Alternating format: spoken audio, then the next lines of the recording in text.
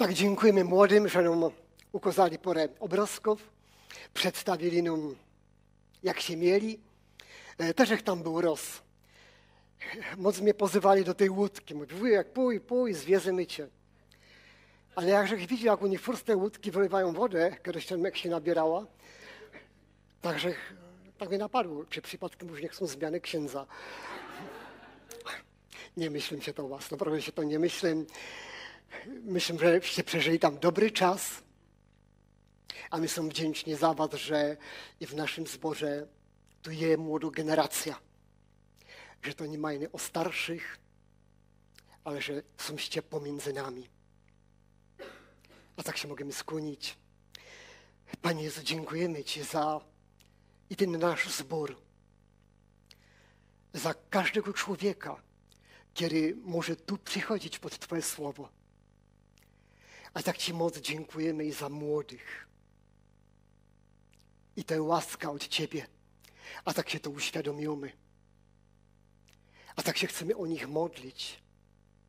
Aby to byli ludzie błogosławieni przez Ciebie.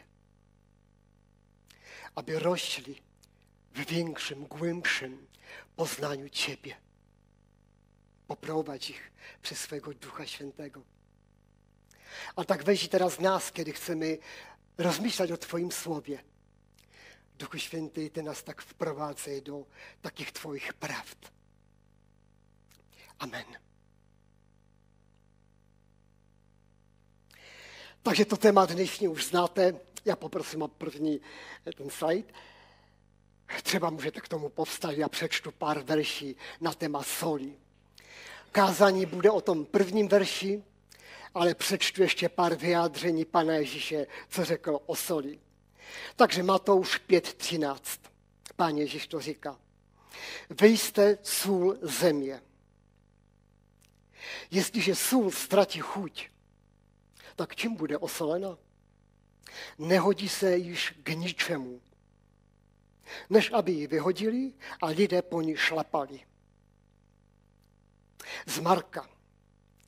Neboť každý bude osolen ohněm a každá oběť bude osolena solí. Sůl je dobrá. Kdyby se však sůl stala neslanou, čím ji ochutíte? Mějte sůl v sobě a žijte mezi sebou pokojně. A ještě potom mám tady z Lukáše. Sůl, dobrá je sůl. Jestliže by však i sůl ztratila chuť, čím bude ochucena? Nehodí se ani do země, ani do hnoje. Vyhazují ji ven. Kdo má uši k slyšení, ať naslouchá. Můžete se posadit.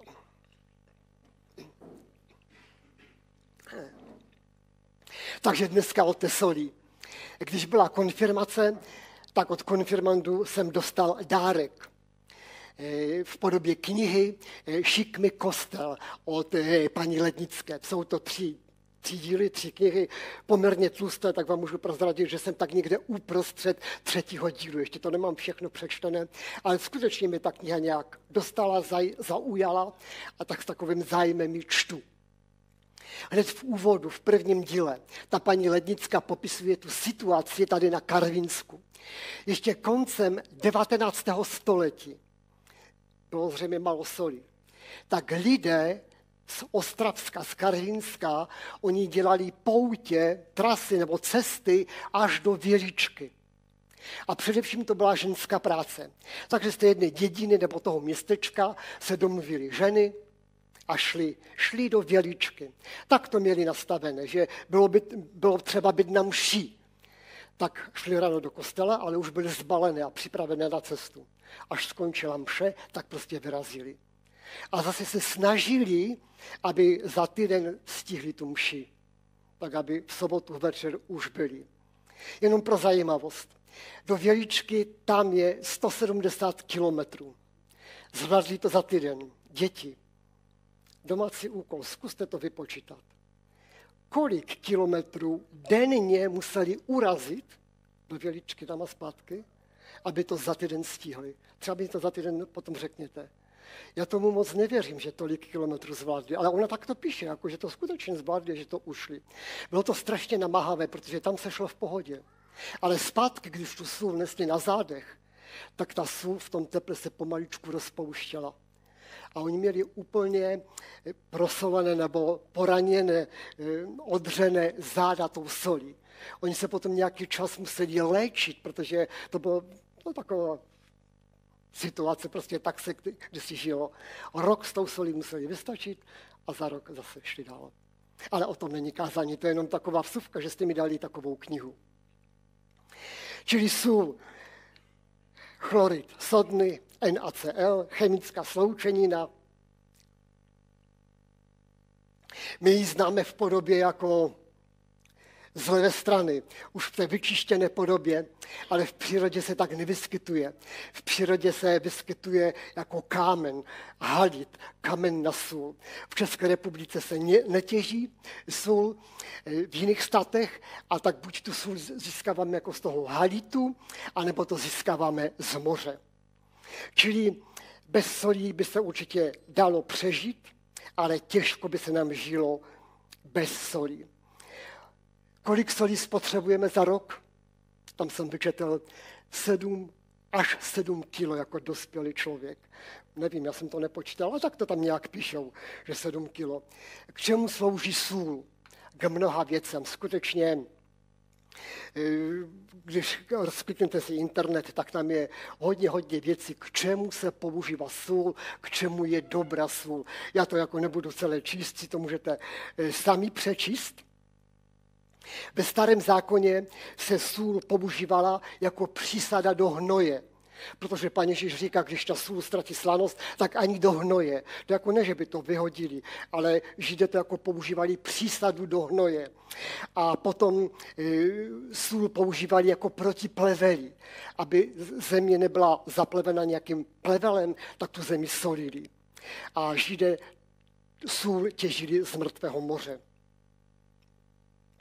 Pro nás to využití soli, tak jednak to je dochucovadlo. Když třeba máme kus masa, můžeme to sníst bez soli, ale když to je osolené, je to mnohem lepší. A tak každý pokrm. Dá se to sníst bez soli, ale sůl dává tu správnou chuť každému jídlu. A tak používáme sůl, skutečně ji používáme. A potom sůl konzervuje. Každé maso se časem pokazí. Abychom zabranili té hnilobě, tomu procesu zkažení, tak to osolíme. Aby to déle vydrželo, po našemu nabajcujeme to a potom to déle vydrží. Čili sůl brání, aby se šířila ta hniloba, zkažení, brzdí proces rozkladu. No a tak nějak Pan Bůh, když se dívá na tuto zem, tak on vidí na zemi ten stav, jaký je. Tu zkaženost. A tak Pan Bůh to udělal takhle. Povolal si, nebo Pán Ježíš to udělal takhle. Povolal si pár lidí jako učedníků. A řekl jim, víte co, já z vás udělám rybáře lidí. A oni řekli, ano, udělej. A šli za Ježíšem. Nasledovali Ježíše. A po nějakém čase jim Pán Ježíš řekl, poslouchejte, vy, co jste se rozhodli za mnou, jako vy jste sůl země. To je vaše postavení. A tak to je každý člověk, pokud se rozhodl pro Pána Ježíše a myslíš to upřímně s Ježíšem, tak toto je pro tebe. Pán Ježíš ti říká, ty jsi sůl země. A co dělá sůl? Dává chuť a potom brání, aby se šířilo zlo. K tomu byli povoláni učedníci. A tak každý z nás, pokud chceme žít s Pánem Ježíšem, k tomu jsme povoláni. Jsme tady proto, aby se nerozmáhalo zlo. My máme brzdit šíření zla. A máme být chutí, po kterou budou ostatní lidé toužit. Jako stej sůl. To je jako církev. No a potom, když ta slanost se vytratí, říká Pán Ježíš, tak potom se nehodíte k ničemu. Jakože jste na nic. Jako jste církvi. Ale když se z božího lidu slanost vytratí, jako jste k ničemu, jako nepoužitelný. A lidé jako po vás budou šlapat. Čím je dnes církev pro svět?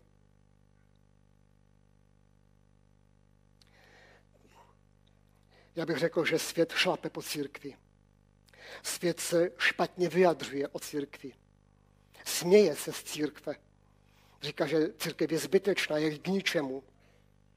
A tak my si někde řekneme, to je strašné. To je strašné, jak ti lidé světa myslí o nás, jako o božím lidu. Ale já bych řekl, že spíš to vypovídá něco o nás. Že my jsme ztratili slanost. A proto jsme u světa pošlapaní, znevažení. K čemu církev? Na nic. Smějí se z církve.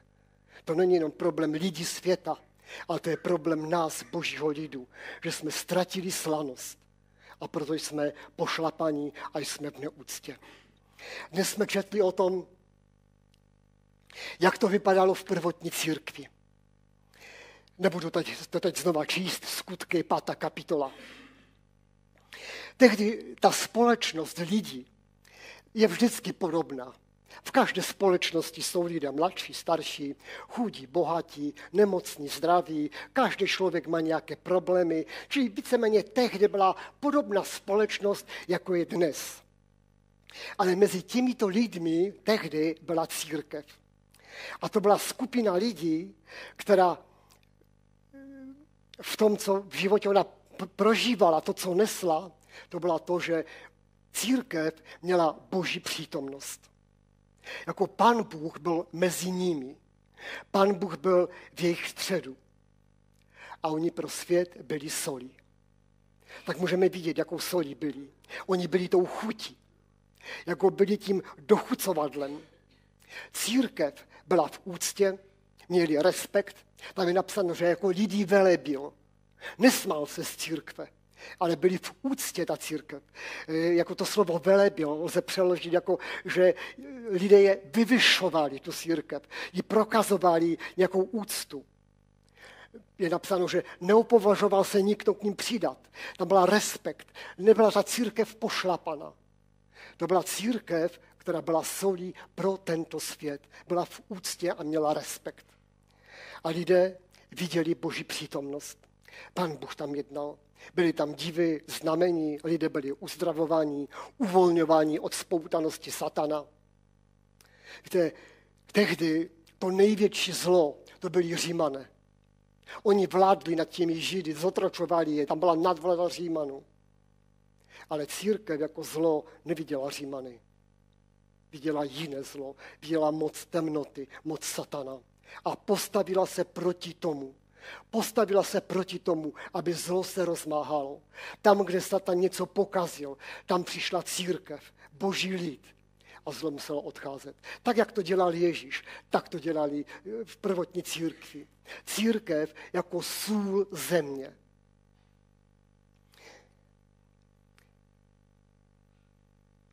Čili byli tou vůní, povstávali proti zkaženosti, hnilobě, kterou šířil Satan. A ta slanost, ona spočívala v boží přítomnosti mezi nimi. Jako Bůh slávy byl uprostřed nich. Boží přítomnost. A oni byli solí. A tak se to projevovalo.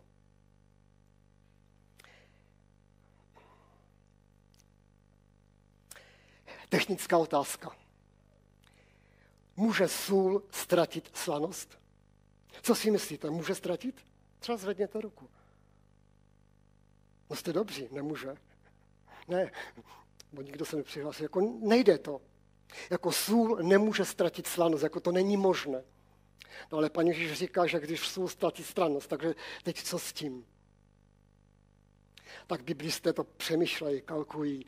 Tak říkají, že třeba se Pán Ježíš mluvil o bylinné soli. A tam může ztratit slanost. No tak to je jedno z východisek, jak to můžeme ten text rozumět. Ale sůl sama o sobě je vždycky solí. Nemůže, jako nejde to, aby sůl ztratila slanost. Ale tak jsem se díval na to slovo ztratit. Poláci to překládají jako že vyvětřeje, ztratí chuť, ztratí slanost. To slovo řecké jako ztratit taky znamená jako stát se pošetilým, učinit se nepoživatelným, jako být pošetilým. Když jsem se díval do jiných komentářů, tak některé komentáře to jako překladají, jakože když sůl zblbne, jako doslova zblbne, jako je pošetila, jako zhloupne. A já bych řekl, že to je náš problém. Že my, když Pán Bůh něco činí, tak to je dokonalé. Když nám dal nový život, tak to je všechno dokonalé. A to není tak, že jednou to máme a zase to jednou nemáme a potom tak nějak lítáme. Ne. Když Pán Ježíš řekl, jste sůl země, tak to platí. A my to nemůžeme ztratit. Nejde to ztratit, protože Ježíš nás tím učinil. Ale můžeme se stát pošetilí. A můžeme se stát hloupí. Můžeme v uvozovkách zblbnout. Můžeme.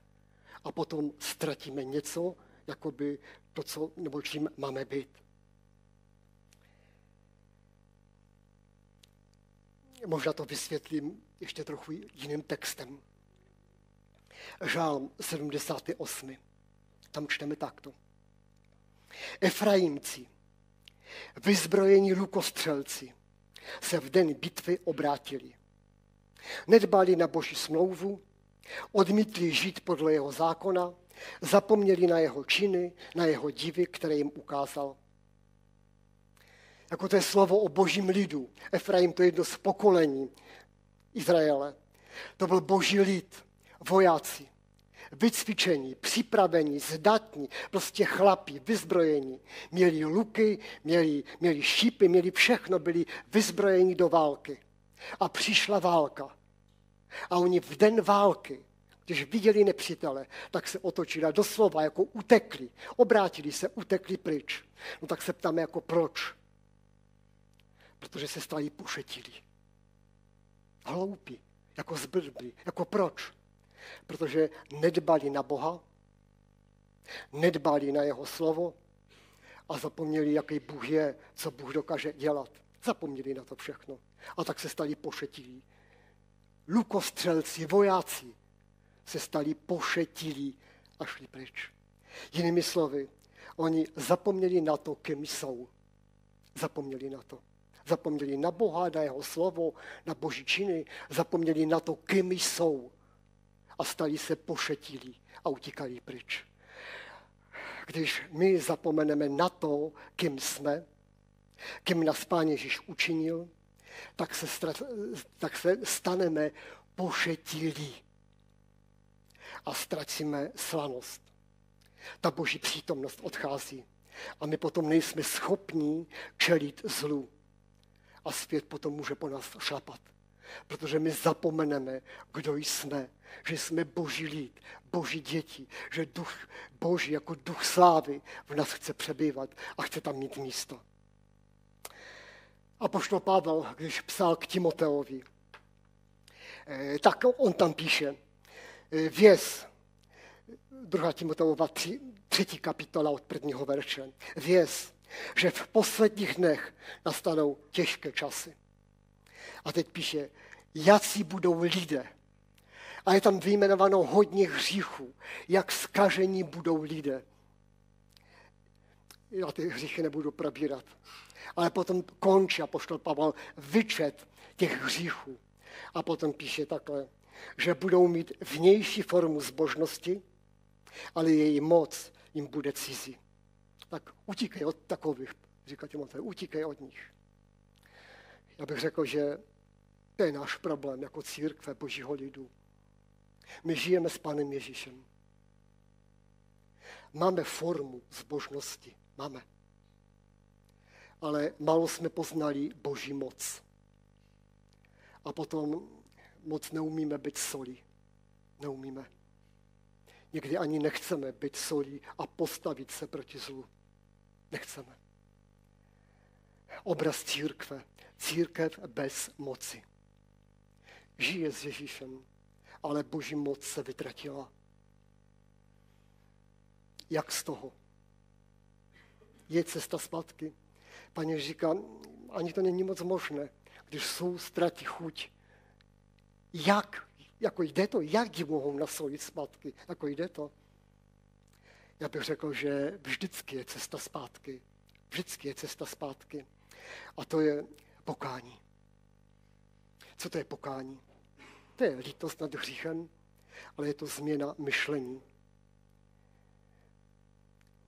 Vadí nám to, že žijeme bez Boží moci?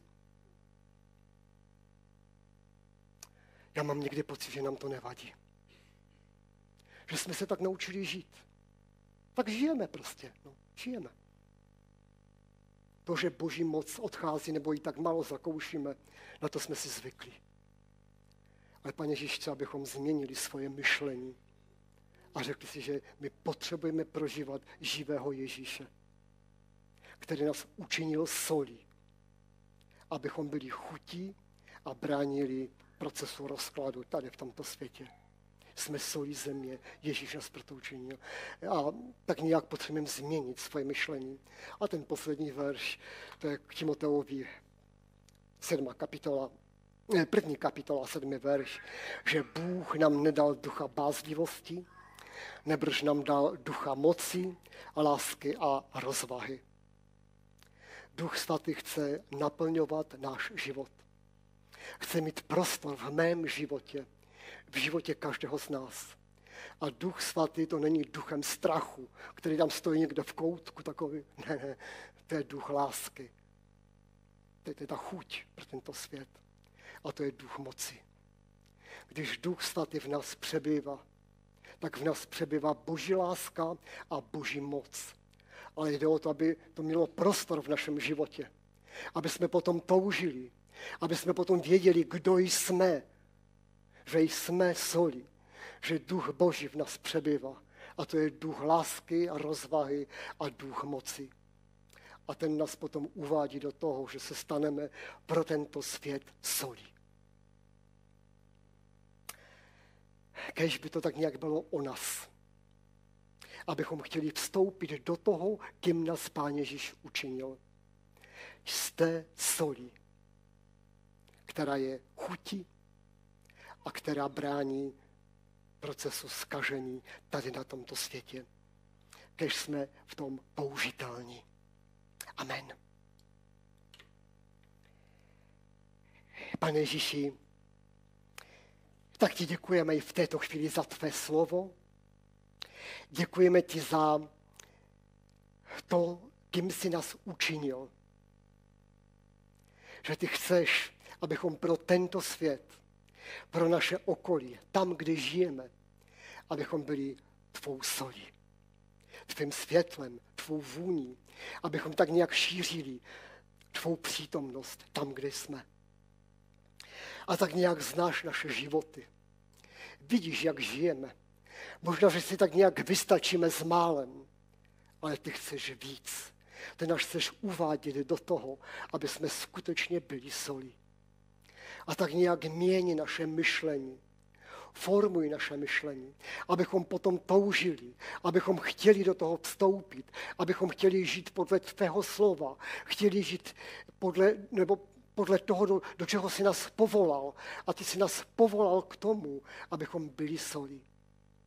A tak nás v tom provázej, veď, vyučuj, aby toto mohlo být o našem životě, abychom byli tím, kým nás ty chceš mít. Tak se ti odevzdáváme do tvých rukou, vem nás tady všechny, vem všechny ty, kteří nejsou mezi námi, jsou někde vyjeti na dovolené, tak požehnej každém z nás, aby tento sbor mohl být tvým sborem, který se tobě bude líbit. Modlíme se o to. Amen. Tak přijměte požehnání pokoje, můžete povstat. Pokoj Boží, ten pokoj, který převyšuje každé pomyšlení, ať střeží vaše srdce, i vaši mysl v Kristu Ježíši, našem Pánu. Amen.